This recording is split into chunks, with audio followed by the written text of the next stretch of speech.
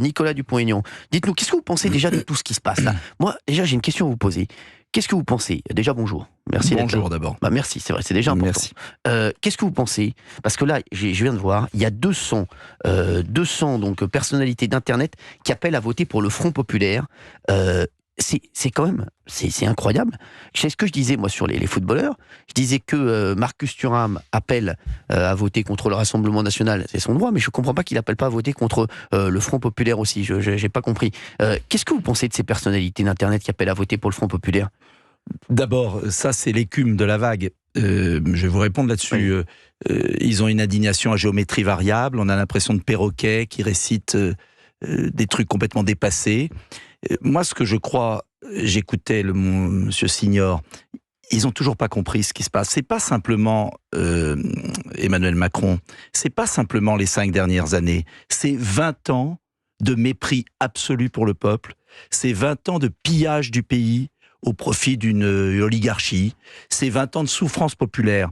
Et à force de toujours croire que ça doit continuer comme ça, qu'ils ont la vérité incarnée, qu'ils représentent la bonté, le bien, et que le peuple souffre. Moi, j'étais encore ce matin à la sortie d'un supermarché, et je peux vous dire que toutes les réactions, il y a un homme qui m'a dit, vous savez, tout ce qu'on nous a pris, c'est pour eux, nous, on n'a plus rien.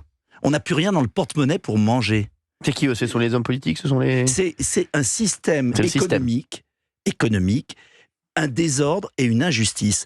Quand il y a le désordre et l'injustice, ça finit toujours mal. Et ça fait tant d'années que ça dure. Et qu'est-ce qui s'est passé si on réfléchit un peu?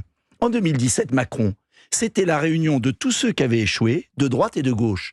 Comme ils ne pouvaient plus survivre chacun dans leur camp, ils se sont mis ensemble. Et ils ont cru que parce qu'ils étaient mis ensemble, ils étaient les plus forts. Mais en fait, ça a duré le temps que ça devait durer. Et maintenant, il faut changer de politique. Il faut changer de politique de manière à la fois, forte et intelligente. C'est-à-dire qu'il faut prendre les choses les unes après les autres, les dossiers les uns après les autres et les traiter.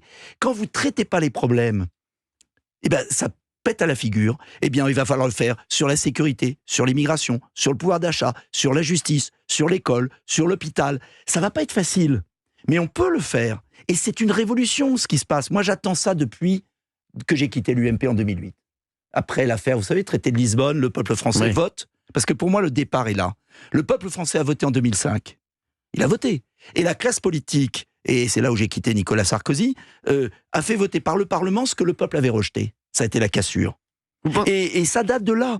Et maintenant, on arrive à la décomposition et à la clarification. Et je suis ravi, moi, que Ciotti ait pris ses responsabilités. Moi, je l'ai fait en 2017. Il le fait aujourd'hui.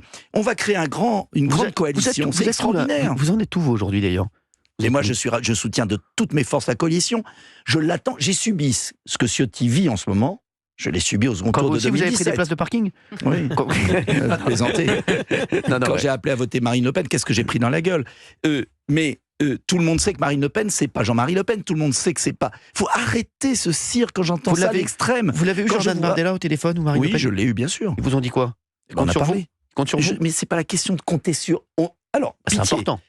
Si, quand même, il faut le savoir. Il faut savoir s'ils comptent sur vous. En tout cas, je les soutiens. Le rôle, c'est eux qui en décideront. Ce qui est sûr, c'est que ils savent que j'ai pris mes responsabilités le premier. Le premier qui a ouvert la voie, c'est quand même moi. Vous pensez qu'ils vont vous renvoyer l'ascenseur? Mais j'en sais rien. C'est pas la question. Ce que je veux, c'est qu'on traite les problèmes. Et on peut les traiter. C'est pas vrai de dire... Parce que le grand truc, ce qui me révolte en ce moment, j'entends la peur. Mais tiens, qui est-ce qui a mis la France dans la merde, pardonnez-moi? Qui a mis 1000 milliards de dettes? 1000 milliards depuis 2017. Je voyais une vidéo dans la voiture en arrivant, là je regardais, en arrivant en bas, j'attendais en bas, je regardais Bruno Le Maire. Non mais c'est incroyable. Bruno Le Maire qui prend l'appel du 18 juin pour appeler la résistance. Le type a ruiné la France, a écrit des romans de basse qualité, a pas foutu grand-chose, et il nous explique... vous l'aimez bien, j'ai l'impression. Hein. Non mais attends, vous les avez lus, il a ligne le prix, non. C'est un petit peu érotique. Il a donné 30 milliards d'euros, rapport de la Cour des comptes, 30 milliards d'euros fournisseurs d'accès, d'électricité, fournisseurs d'électricité, 30 milliards d'euros. Le prix de l'électricité est le double de ce qu'il devrait être. Chez moi, les boulangeries payent une fortune. Et il nous donne des leçons. Alors, ça ne veut pas dire qu'il faut faire n'importe quoi. Mais vous parlez des problèmes au pluriel, c'est quoi le principal problème? C'est quoi vous arrivez au pouvoir, à quoi vous vous attaquez? C'est ça, Pour c'est ça. moi, il y a deux problèmes majeurs. S'il vous plaît, Nicolas Dupont-Aignan. Juste, on est sur Europe 1, il est 17h43, et je suis d'accord avec la question d'Éric Nolot. Nos auditeurs là, qui sont peut-être en voiture, qui sont peut-être chez eux, qui sont peut-être tranquillement en train de nous écouter, et qui se disent, qu'est-ce qui va changer à partir du 8 juillet? Si vous êtes au pouvoir, il y a plein de gens qui disent on a peur, il y a plein de gens qui disent on entend tout, voilà. Qu'est-ce qui va se passer et quelle va être la première mesure, puisque vous avez eu Jordan Bardella et Marine Le Pen au téléphone, qu'est-ce qu'ils vont faire? Qu'est-ce que ça va changer au quotidien des Français? Parce que nous, on pense d'abord aux Français. Oui. Surtout que vous avez parlé de période d'essai de 3 ans. Vous avez dit une période d'essai. Est-ce que les Français ont envie d'une période d'essai? Non, mais ça, Valérie Benaïm. Ce matin. Non, mais ça, Valérie. Oui, mais ça, Valérie Benaïm, je veux dire un truc. ça. Non, mais je vais juste vous dire un truc. Ça fait 7 ans ça fait 20 ans que tout le monde est au pouvoir. Il y a eu François Hollande pendant 5 ans et il n'a rien fait à part aller chercher des croissants. Donc voilà. Oui, mais je voudrais entendre ce que me dit Monsieur Dupont-Aignan sur ce thème. Dites-nous, on a posé d'abord une question. Oui, non, mais c'est la suite de votre question. S'il vous plaît, qu'est-ce que vous allez faire? D'abord, ce que je veux dire, c'est que c'est comme un bateau. On change de cap. Très important, on change de cap. Au début, ça se voit pas quand vous changez de cap. Il n'y a pas un changement majeur. À part si on a un Mais petit quand bateau. quand la direction est complètement différente, au fil du temps, ça porte son effet. Deux domaines avec 2 mesures. Un, l'ordre, c'est-à-dire la sécurité, ça veut dire peine plancher, ça veut dire mesures pour les récidivistes, ça veut dire utilisation des casernes désaffectées pour construire des places de prison, ça veut dire incarcérer les délinquants. C'est tout bête, mais moi j'ai dans ma ville des types, 50 actes de délinquance et ils sont libérés. Oui, mais il n'y a pas de place dans les prisons. Comment Non, vous allez faire? il y a des casernes désaffectées qu'on peut très vite réaménager, je l'avais proposé. Vous pensez qu'en 3 ans, vous allez pouvoir le faire? Mais largement. D'accord. Mais largement. Vous y croyez? Ah, absolument. D'accord. Parce que j'ai vu les effets. Suppression de certaines allocations, je l'ai fait dans ma ville. Et je peux vous dire que ça fournit ses effets. Premier point, l'ordre. Ça ne sera pas un miracle d'un coup. C'est pas vrai.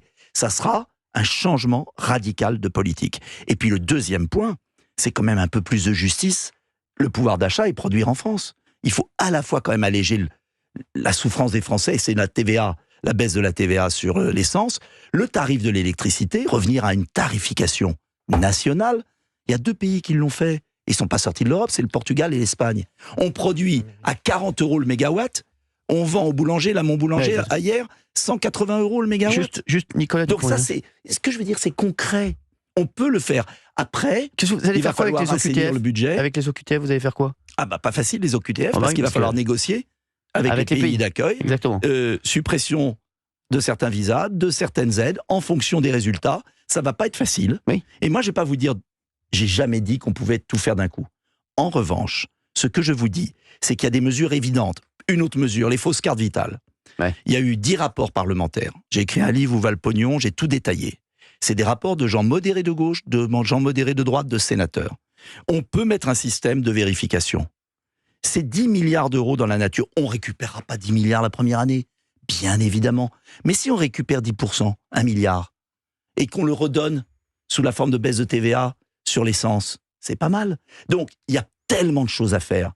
Non, mais Positives, on entend. simples. L'émission s'appelle On marche sur la tête. Pourquoi on a appelé cette émission Marche sur la tête Parce sur qu'on Europe 1? marche sur la tête dans le pays, oui. Et Parce qu'on fait croire que rien n'est possible. Et surtout, on voit qu'il y a des drames tous les jours. Moi, je fais une émission quotidienne à la télé tous les soirs. Je vois des gens, des attaques au couteau, des gens qui sont plus en sécurité, qui peuvent plus sortir le soir. Je vois des jeunes qui ont peur d'aller en boîte de nuit avec leurs copines parce qu'ils se disent non, je vais pas me balader main dans la main avec ma copine parce que ça va mal se passer. Donc, qu'est-ce que vous allez faire, vous? Qu'est-ce que ça va changer, votre arrivée au pouvoir, sur ce quotidien-là des Français? Parce que ce qu'il faut savoir, c'est que les Français, ils pensent à ça avant tout. Ils pensent. Mais vous avez raison. Et c'est ça, ils pensent à leur quotidien. Si je vous disais maintenant, le 9 juillet, tout va changer d'un coup dans la rue, vous diriez, il est malade, le mec. Oui. C'est pas possible. En revanche, on va changer de cap. Je vais vous donner un exemple tout bête. Les sorties de prison, actuellement, il y a des sorties de prison, les fameuses sorties. Là, il y avait une sortie prévue au château de Versailles de prisonniers de Toul. Ça sera fini. D'accord. Oui, mais ça va pas. Ça va rien changer. Bien sûr que ça va changer. C'est pas pour ça qu'il y aura moins d'attaques au de couteau. l'ordre dans nos prisons. Les expulsions des délinquants étrangers. Il va bien falloir y arriver quand même dans notre pays. Il y a tellement de choses à faire, concrètes. C'est très concret. Alors, comment bien se sûr, fait-il si comment vous se dites, fait-il il y a le grand soir demain matin, en 2 jours tout change. Mais qui nous croirait? Comment se fait-il que personne n'y soit arrivé? Parce qu'ils n'ont pas essayé là-dessus. Sur les places de prison, je suis désolé, sur les places de prison, il n'y a pas eu la volonté de construire les places. C'est pas vrai. Parce qu'aucune ville, aucune ville ne veut accepter une prison à côté de chez lui. Attendez, on a fermé. Maire ne veut accepter une prison à côté de chez lui. Madame Taubira a fermé la prison de Clairvaux. Elle existait, c'était une prison très sûre pour la haute délinquance, elle a été fermée, elle existe, il suffit de la rouvrir. Vous avez quantité de bâtiments, de casernes désaffectées. Il ne s'agit pas de mettre tous les prisonniers de la même façon. Aux Pays-Bas, moi je regarde les exemples étrangers. On dit toujours que je suis un nationaliste, entre guillemets, alors que je suis un patriote. Je regarde ce qui se marche à l'étranger. Aux Pays-Bas, premier acte de délinquance, première sanction. Les prisons sont quasiment vides parce qu'on n'attend pas le 50e acte pour agir. Je suis élu depuis mon nombre d'années, je ne dis pas le nombre, dans ma banlieue. Je sais ce qui se passe. Quand dans ma commune, hier, on convoquait les familles de délinquants pour les mineurs délinquants. Un jour, j'ai un jeune qui est venu me voir, il m'a dit « Monsieur, je suis à l'armée maintenant, vous m'avez sauvé. » Je dis « Je vous ai sauvé, pourquoi mon pauvre garçon ?» Vous m'avez convoqué, j'avais 14 ans, la famille, vous avez supprimé l'aide communale à ma famille pendant 3 mois. C'est la première fois que quelqu'un m'avait dit « Stop ». Et ce type, on l'a sauvé. Donc ce que je veux dire, c'est une mentalité, c'est une attitude, il faut tout reprendre en main. Il faut reprendre à l'école, savoir lire, écrire, compter. Là aussi, il y a du boulot. Alors, Nicolas Dupont-Aignan, je vais vous poser des questions, vous répondez que par oui ou par non, d'accord ? Oui ou non. Jordan Bardella, Premier ministre, c'est oui ou c'est non ? C'est oui, bien sûr, puisque je ne veux pas de Mélenchon et je ne veux pas continuer avec Attal. Parce que le côté Attal, excusez-moi, j'ai écouté votre reportage, là, le grand cinéma, Attal il est gentil, Macron il est méchant, on garde Attal et tout va bien se passer. Il faut arrêter de nous prendre pour des imbéciles. Voilà. C'était oui ou non, hein, c'est pas oui, grave. Oui. Merci quand même. Non. Si Jordan Bardella est à Matignon, vous pourriez faire partie de son gouvernement ?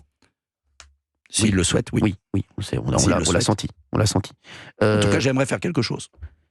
Emmanuel Macron, est-ce qu'il devrait présenter sa démission s'il perd ? Moi, je ne rentre pas là-dedans. Je vais vous dire pourquoi. Parce que on doit être respectueux des institutions. Voilà. On est d'accord. Moi aussi, je pense qu'il doit pas présenter sa démission. Il faut être respectueux des institutions. On ne gagne... Pardon. Raphaël Arnaud, 3 fois fichier S, candidat Front Populaire à Avignon, ça vous choque ? Ça me révolte et c'est la preuve par l'exemple. Tiens, où sont les footballeurs ? Si Mélenchon est à Matignon, la France, même si vous l'aimez, vous la quittez ? Moi, je quitte jamais la France parce que je l'aime. D'accord. Mbappé qui met en garde contre les extrêmes, c'est son rôle ? Il dit ce qu'il veut, mais qui donne son salaire. Avec son salaire, on peut nourrir beaucoup de gens. Alors ça, c'est autre chose. Parce que moi aussi, avec mon salaire, on peut nourrir beaucoup de gens. Oui, mais vous passez pas votre vie à donner des leçons à tout le monde. Un peu quand même. C'est vrai. Je rigole. C'est vrai. Non, c'est vrai. Non. Alors, mais j'ai jamais à des gens différents. Au moins, c'est pas toujours les mêmes. Exactement. Et j'ai jamais dit aux Français pour qui voter ou pour qui ne pas voter. Oui. Je suis désolé. C'est fatigant. À part la France insoumise, voilà, avec qui, le Front populaire qui me fait peur. Mais aussi, vous savez que moi, j'ai un passif avec le Front populaire. Vous le savez. La Macronie, c'est fini pour vous ? Oui, c'est fini. Mais la Macronie, c'était c'était la queue d'un système. Et maintenant, il faut reconstruire la France. Et reconstruire la France que si les Français le veulent bien, parce qu'on ne reconstruira pas la France sans les Français. Dans beaucoup de domaines. Nicolas Dupont-Aignan... pas facile. Nicolas Dupont-Aignan, Jean-Luc Mélenchon et Emmanuel Macron sont sur un bateau. Vous devez en sauver un. Vous sauvez qui ? Hier, Éric Zemmour nous a dit j'en sauve aucun des deux. Je les laisse les deux. Moi, je sauve le bateau quand même. Ah d'accord. Très bien. Franchement, vous êtes sympas les deux. Hein. On peut compter sur vous. Merci Nicolas Dupont-Aignan d'avoir été avec nous sur Europe.